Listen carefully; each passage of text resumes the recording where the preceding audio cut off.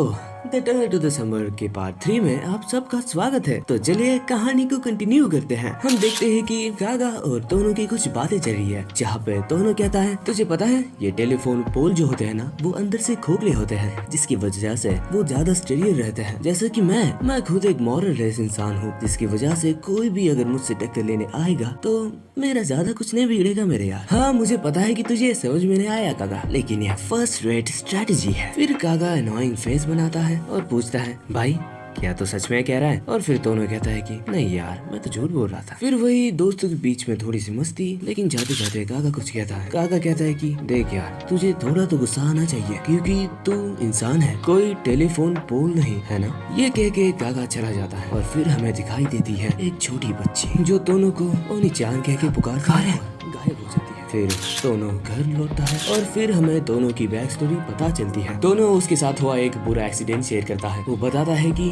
मेरी एक छोटी बहन थी जो मुझसे 2 साल छोटी थी। 5 साल पहले वो एक ट्री से गिर पड़ी और मर गई। उसके जाने के बाद से मैं घर को संभाल रहा हूँ। मैं अपनी मॉम की जगह ले रहा हूँ, जो कि कारिन के डेथ के बाद चली गई। फिर हमें थोड़े पास्ट के ग्लिम्स दिखाए जाते हैं जब वो एक्सीडेंट हुआ था, और दोनों इस एक्सीडेंट के लिए खुद को ही गिल्टी मानता है। वो अपने आप को आज तक कोसता है, क्योंकि अगर उसने कारिन को तब रोका होता तो वो अब जिंदा होती। फिर हमें पता चलता है कि वो उसके पापा के साथ रहता है, जो उस पर हर वक्त चिल्लाते रहते हैं, क्योंकि उन्हें भी लगता है कि दोनों की सारी गलती थी। और फिर दोनों अपने फैमिली के बारे में बताता है, जिसमें वो बताता है कि ये जो इंसान है वो दोनों का असली पिता है ही नहीं, लेकिन फिर भी वो एक अच्छी और हैप्पी फैमिली थे। लेकिन जब कारिन चान इस दुनिया से चली गई तब सब खत्म हो गया। इतना सारा स्ट्रेस लेने के बाद दोनों थोड़ा बाहर टहलने निकल जाता है। आगे की कहानी अगले पार्ट में देखेंगे। तब तक के लिए बने रहिए हमारे साथ। बाय।